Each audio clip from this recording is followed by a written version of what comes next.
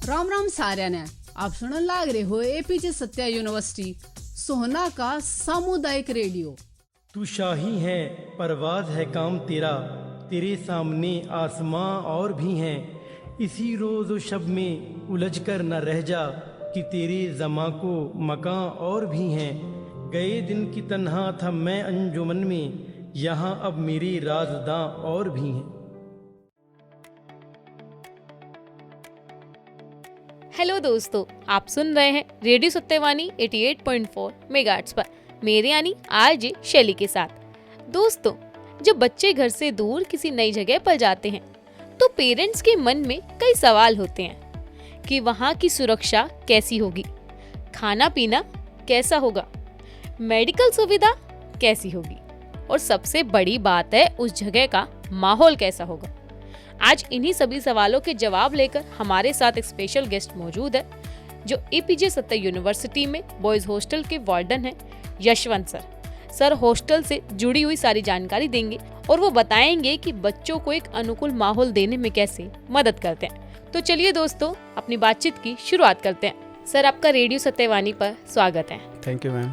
आप ये बताइए कि एपीजे सत्या यूनिवर्सिटी के बॉयज हॉस्टल की क्या क्या क्वालिटीज़ है? मैम, पहला तो हम ये बताएंगे कि हमारे यहाँ सबसे ज़रूरी होता है कि सुरक्षा, जो कि बच्चे की स्टूडेंट की हमारी सुरक्षा चाहिए कि कैसी जगह रह रहा है और उसके लिए हम क्या सुरक्षा दे पा रहे हैं। तो अभी हम जो बता सकते हैं आपको कि यूनिवर्सिटी के अंदर हमारे पास 24 आवर्स गार्ड अवेलेबल रहते हैं जी। हमारे पास सीसीटीवी कैमरा लगा हुआ है जो उनको मॉनिटर करता रहता है और 24 आवर्स हम वार्डन स्टाफ जो है रहता है, ताकि कोई बच्चे को कोई प्रॉब्लम है, कोई कम्युनिकेशन है, कोई दिक्कत है तो वार्डन ऑफिस में आके मिल सकता है जी।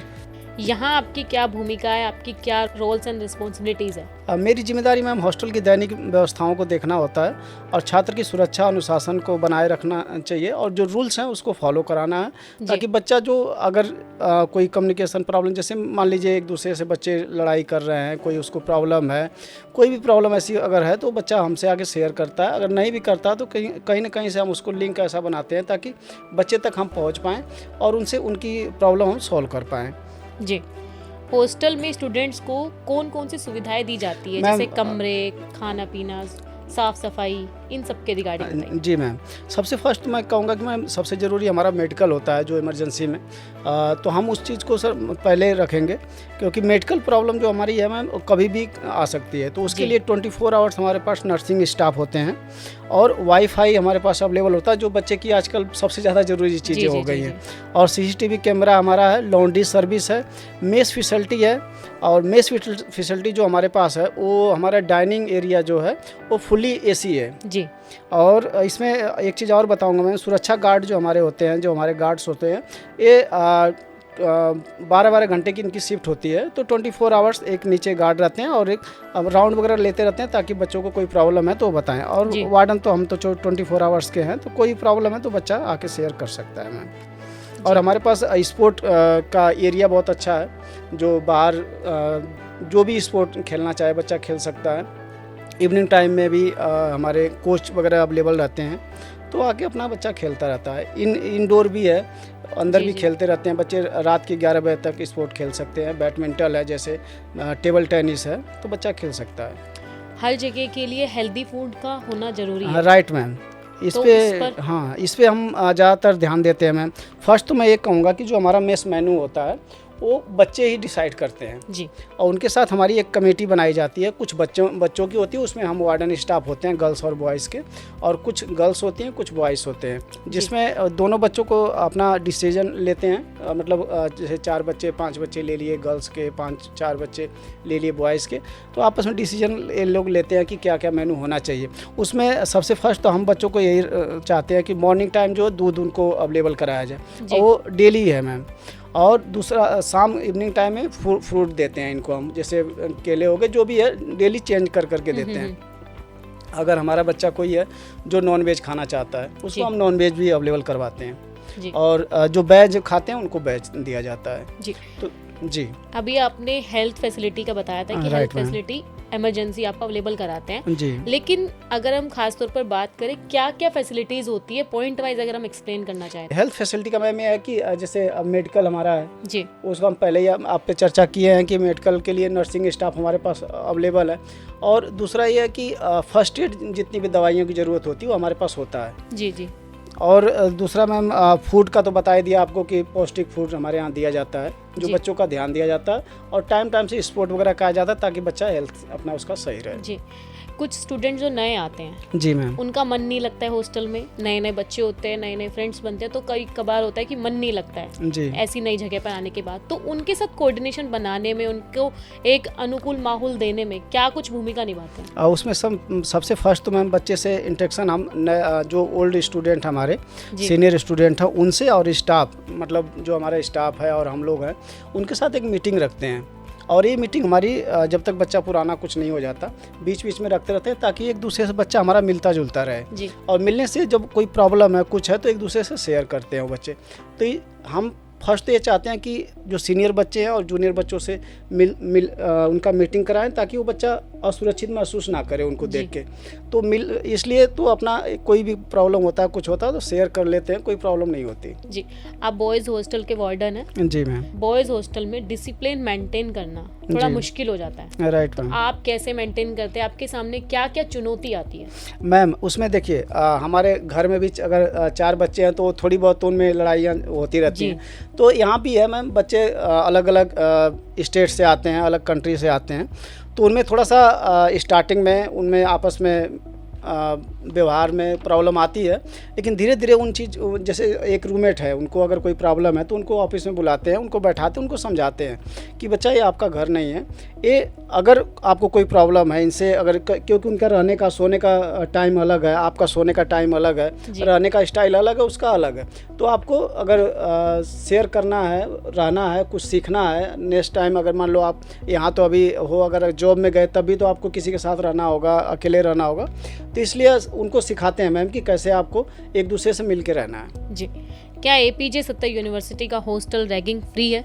मैम, यदि है तो जी। इसके लिए क्या क्या कदम उठाए जाते हैं? मैम रैगिंग के अगर हम कहें तो इसके लिए हमारी इनडिसिप्लिन कमेटी बनाई गई है, जिसमें अगर पहले तो हम ये कहेंगे कि हमारा 0 रैगिंग कैंपस है। अगर फिर भी अगर कोई बच्चा ऐसा कुछ हो गया, कभी बाई चांस कुछ हुआ, तो हमारी उसमें कमेटी बनी हुई है, उसको हम लिस्ट बच्चे का नाम मेंशन करके उसको दे देते हैं कमेटी को, और कमेटी जो भी है अगर ज़्यादा ही कुछ ऐसा है तो उस पर एक्शन लिया जाता है, नहीं तो उसको हॉस्टल और कॉलेज से बाहर भी किया जा सकता है। जो स्टूडेंट हॉस्टल के नियमों का उल्लंघन करते हैं उनके खिलाफ क्या कार्रवाई की जाती है?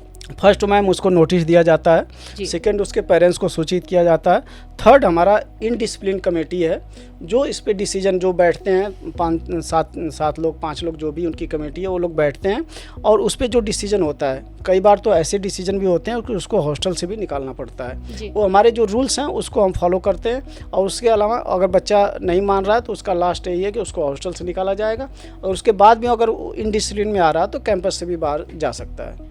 क्या कभी बच्चों के लिए कोई इवेंट्स ऑर्गेनाइज कराए जाते हैं, जैसे फेस्ट आते हैं, इवेंट्स आते हैं, तो क्या कुछ इवेंट्स ऑर्गेनाइज कराए जाते हैं? ज़रूर मैम, हमारे यहाँ तो फर्स्ट तो मैम स्पोर्ट का है, बच्चों को बीच बीच में आपस में ईयर वाइज स्पोर्ट कराए जाते हैं। जैसे मान लीजिए फर्स्ट ईयर का सेकेंड ईयर से स्पोर्ट हो गया, कोई भी स्पोर्ट हो गया, बैडमिंटन हो गया, टेनिस हो गया, वॉलीबॉल हो गया, ऐसे होते रहते हैं। दूसरा है मैम कल्चरल अभी बीच बीच में हमारे करवाए जाते हैं, नाइट में डीजे नाइट भी बच्चों का करवाते हैं हम हॉस्टल में, ताकि बच्चे आपस में मिलते जुलते रहे और उनको कुछ ना कुछ मतलब ये ना हो कि मतलब बोरिंग ना हो जी, कुछ ना कुछ तो होता रहता है। एक स्टूडेंट को हॉस्टल में रहने के लिए क्या क्या रूल रेगुलेशंस फॉलो करने होंगे? सबसे ज़रूरी मैम टाइमिंग होता है। हमारा सबसे प्रॉब्लम आता है कि टाइमिंग का, बच्चा जैसे मान लीजिए बाहर गया और टाइम से नहीं आया, तो हम बच्चे को सबसे पहले जब आता है हमारे पास तो यही हम बोलते हैं कि अपना बच्चे स्टूडेंट आप टाइम मेंटेन करो। अगर जब भी बच्चे जाए और आए उसका टाइमिंग मेंटेन हो, और जब भी जाएगा अगर लोकल पास से जा रहा है तो वो हमसे गेट पास लेगा, और जिस टाइम पे उसने मेंशन किया उससे पहले वो अंदर एंट्री करेगा। हमारा टाइमिंग 8 बजे का है मैम, कैंपस के अंदर, और हॉस्टल का टाइमिंग 10 बजे का है। जी, कई बार पेरेंट्स अपने बच्चों को हॉस्टल में भेजने को लेकर चिंतित रहते हैं, आप जी। उन पेरेंट्स को क्या संदेश देना चाहेंगे कि वो चिंता ना करें? मैम, मैं बताना चाहूँगा पेरेंट्स से कि हमारा APJ सत्या यूनिवर्सिटी केवल रहने का ही नहीं बल्कि एक सुरक्षा, शिक्षा, अनुशासन भी सिखाता है, और बच्चे को ये भी सिखाता है कि अकेले रह के हम कैसे ज़िंदगी में आगे बढ़ सकते हैं। और बहुत कुछ ऐसी चीज़ें हैं जो बच्चों को लगता है कि यार हम बाहर जाएंगे, पेरेंट्स को भी लगता है, पेरेंट्स डरते हैं कि भाई पता नहीं क्या होगा, बच्चा अकेले कैसे रहेगा। लेकिन एक बार बच्चा जब आ जाता है तो उसको ये लगता है कि हम सही जगह पे आए हैं। जी, इस पे हमारा पूरा ध्यान रहता है कि बच्चों को कभी कोई प्रॉब्लम ना हो। मैम जी, मेरा आखिरी सवाल है, हॉस्टल लाइफ स्टूडेंट्स की पर्सनालिटी, सेल्फ कॉन्फिडेंस और फ्यूचर के डेवलपमेंट में किस प्रकार योगदान देती है? मैं बताऊंगा कि स्टूडेंट ना सबसे तो उसका अनुशासन जो होता है वो मेंटेन हो जाता है, और आत्मविश्वास उसका बढ़ जाता है, और भविष्य में चुनौतियों से लड़ने के लिए वो तैयार हो जाता है। कभी भी कहीं भी कोई प्रॉब्लम हो तो उसको ये सीखने को मिलता है हॉस्टल में कि हम कैसे अपने चुनौतियों को लड़ सकते हैं, कैसे दूसरे के साथ हम शेयर कर सकते हैं, और इतने लोगों के साथ हम कैसे रहना सीखते हैं। कई चीज़ें होती है, बच्चा अपने स्टेट से आता है, वहाँ के रूल्स अलग होते हैं, और यहाँ के आएगा तो दूसरे के साथ रहेगा, उनके रहने का तरीका और खाने का तरीका अलग होता है। तो कुछ अच्छी चीज़ें सीखने को मिलती हैं, कुछ ऐसी चीज़ें जो उसको इग्नोर भी करना पड़ता है कि ये चीज़ें हमें नहीं सीखना है, तो उस चीज़ को हम सिखाते हैं कि बच्चे ये सब चीज़ें आपको नहीं करना है। मैम चलो, जब हम हॉस्टल की बात करते हैं तो एक क्वेश्चन ये भी बनता है कि वार्डन की दिनचर्या क्या होती है? वार्डन की मैम, यस, वार्डन मैम देखिए, पहले तो मैं ये कहूँगा कि हमारा 24 आवर्स ड्यूटी होता है, लेकिन उसमें क्या है कि 9 to 5 हमारा ऑफिस ओपन रहता है जी, और इसमें मतलब रात के 9 to 5 मतलब हम लोग ऑफिस में आते हैं, बट हमारा जो टाइमिंग रात के 10 बजे तक ऑफिस खुला होता है, और 10 बजे के बाद हम बच्चों को अटेंडेंस लेते हैं, बच्चों का रूम टू रूम जाके। कोई बच्चा एब्सेंट है, अगर नहीं आया तो उसको पेरेंट्स को फ़ोन करना, बच्चे को फ़ोन करना, बच्चा क्यों नहीं आया, तो उसमें फिर हम मैसेज करते हैं, अपने सीनियर को मेल करते हैं कि बच्चा क्यों नहीं आया, कहाँ है, कैसे है। तो फिर नाइट में 11 बजे तक हमारा राउंड वगैरह होता है। फिर नाइट में कई बार होता है कि लेट नाइट एंट्री जो बच्चे आते हैं उनको भी फॉलो अप लेना पड़ता है कि ये बच्चा अभी तक कहाँ है। जी जी। और कई बार मैम रात को 2 बजे, 3 बजे, 4 बजे टाइम में भी सरप्राइज चेक इन के लिए भी उठना पड़ता है हमें जी, कि ताकि बच्चा को ये डर रहे कि भाई कभी भी वार्डन आ सकते जी हैं। जी जी। जी thank you so much sir. हाँ, वेलकम मैम। तो लिसनर्स, आपने पूरी बातचीत सुन ली है और आप समझ गए होंगे कि APJ सत्या यूनिवर्सिटी के बॉयज़ हॉस्टल में सिक्योरिटी को प्रायोरिटी पर रखा जाता है, जिससे बच्चों को सेफ फील होता है। तो चलिए, मैं लेती हूँ आपसे इजाजत, फिर मिलेंगे किसी नए प्रोग्राम के साथ। आप सुनते रहिए रेडियो सत्यवाणी 88.4 मेगाहर्ट्ज़ पर, मेरे यानी RJ शैली के साथ। आप स्वस्थ रहे, खुश रहे और मुस्कुराते रहे। नमस्कार, धन्यवाद।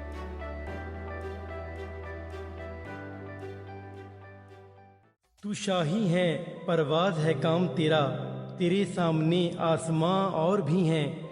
इसी रोज व शब में उलझ कर न रह जा कि तेरे ज़मां को मकां और भी हैं। गए दिन की तन्हा था मैं अंजुमन में, यहाँ अब मेरे राज़दां और भी हैं। राम राम साऱ्या ने, आप सुनने लाग रहे हो APJ सत्या यूनिवर्सिटी सोहना का सामुदायिक रेडियो।